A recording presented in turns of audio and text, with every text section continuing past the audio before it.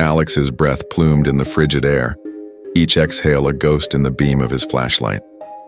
The heavy oak door of the Blackwood Asylum groaned shut behind him, the sound swallowed by the cavernous silence of the entrance hall. Dust, thick as velvet, coated every surface, dancing like spectral confetti in the narrow cone of light. He moved cautiously, his boots crunching on a carpet of fallen plaster and dried leaves that had found their way in through shattered windows. The air was heavy with the scent of decay, a cloying mix of damp, mold, and something else. Something medicinal and faintly metallic that made the hairs on his arms stand on end. His mission was simple: document the decay, capture the forgotten history, and get out before the deep, oppressive darkness of the place consumed him entirely. He navigated the labyrinthine corridors, his light sweeping across peeling walls where the desperate scratchings of long-gone patients were still faintly visible. The main ward was his goal, the heart of the asylum's forgotten suffering. He pushed through a set of double doors, the metal groaning in protest. The ward opened up before him, a long cavernous room lined with the skeletal remains of iron-framed beds. In the center of the room, standing alone like a macabre altar, was a rusted gurney. A thick layer of dust blanketed its surface, but something metallic glinted from beneath the grime. Alex approached, his curiosity piqued. He brushed the dust away, revealing the angular, blocky shape of an old camcorder, a model from the late 80s or early 90s. It was surprisingly heavy in his hands, cold to the touch. It seemed impossible that it could still function after decades of neglect. Driven by an impulse he couldn't explain, he searched for the power button. With a faint click, he pressed it. Against all odds, a tiny red light flickered to life, and the small LCD screen glowed with a pale, sickly green light. The tape inside was still loaded. His heart began to pound a heavy, frantic rhythm against his ribs as he pressed the play button. The footage began, a storm of static and garbled audio. Then an image swam into view, distorted and grainy. It was this very ward, but clean, sterile, and horrifyingly alive. Doctors in white coats moved with a chilling, detached efficiency, their faces blurred by the low-quality recording. Patients, their eyes wide with a mixture of fear and medicated vacancy, were being restrained on gurneys. The camera operator seemed to be one of them, the device hidden, capturing furtive, panicked glimpses of the daily horrors. The audio was a nightmare collage of muffled sobs, distorted screams, and the calm, authoritative voices of the staff. The footage glitched, jumping forward in time. Now the ward was in chaos. Alarms blared, red lights flashed, and the camera shook violently. The operator was running, their panicked breathing a ragged counterpoint to the surrounding pandemonium. Suddenly, the camera whipped around. The screen filled with the image of a gaunt, hollow-eyed figure, its mouth stretched into a silent, agonized scream. The figure lunged directly at the lens, its face a mask of pure terror and rage. The screen erupted in a final deafening shriek of static before cutting to black. A strangled gasp escaped Alex's lips. His fingers went numb and the heavy camcorder slipped from his grasp, clattering onto the concrete floor. The impact jarred the device, and its lens, now facing upward, reactivated. The final shot was a perfect, horrifying frame of Alex's face, his eyes wide with a terror that mirrored the one he had just witnessed. His mouth was open, but no sound came out. Behind him, eclipsing the faint light from the shattered windows, a vast and impossibly tall shadow rose, its form indistinct, but its presence absolute. The shadow descended, engulfing him completely as the camcorder's battery light flickered one last time and died, plunging the scene into absolute darkness. The last sliver of sun bled out from the sky, leaving the dense forest in a shroud of deep violet and gray. Nestled within its silent heart stood a solitary, weathered cabin, its form almost swallowed by the encroaching shadows. It was here that Sarah arrived, a lone figure seeking a refuge that already felt compromised. She pushed open the heavy door, a groan of protest echoing through the still air. Inside, dust motes danced like frantic spirits in the weak light filtering through grimy window panes. Her hands, trembling slightly from the cold and a deeper, unnameable apprehension, fumbled with an old oil lamp on a rickety table. After several frustrating attempts, a small flame sputtered to life, flickering nervously as if it too sensed the oppressive weight of the place. The weak glow cast long, distorted shadows that writhed on the cabin's damp wooden walls.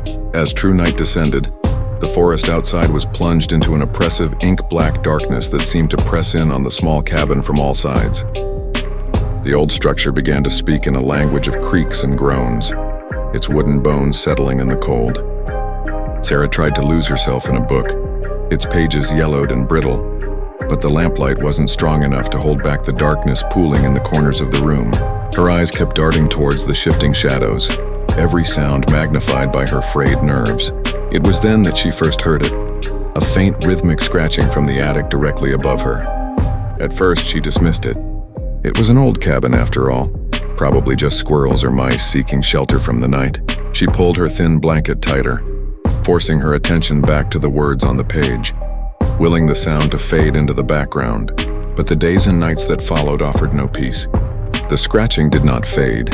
Instead, it grew louder, more deliberate, losing the frantic quality of a small animal and taking on a methodical, grating rhythm that seemed to mock her attempts at denial. Unseen forces began to play tricks on her perception. A chair she was certain she had left tucked under the table would be found pulled out, angled towards her bed. A book she hadn't touched would suddenly fall from its shelf with a startling thud while her back was turned. The most unsettling discovery came one morning when she found an old, disturbing photograph resting on her bedside table, a picture that hadn't been there the night before. It depicted a grim-faced family, their eyes hollow and dark, and no matter where she moved in the small room, their gazes seemed to follow her with a cold, accusatory stare. A suffocating paranoia took hold.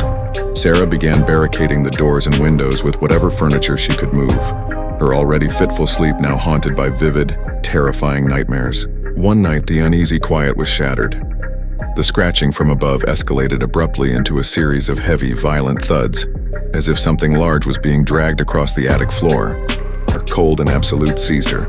For a moment, she was paralyzed, her heart hammering against her ribs. But the sound from above was a command, a horrifying invitation she couldn't ignore. Grabbing the oil lamp, her hand trembled so violently that the beam of light danced erratically across the walls. Driven by a dreadful compulsion, she made her way to the narrow, creaking stairs that led to the attic, each step a testament to her fear. As she ascended, a bone-chilling cold, far colder than the night air, washed over her.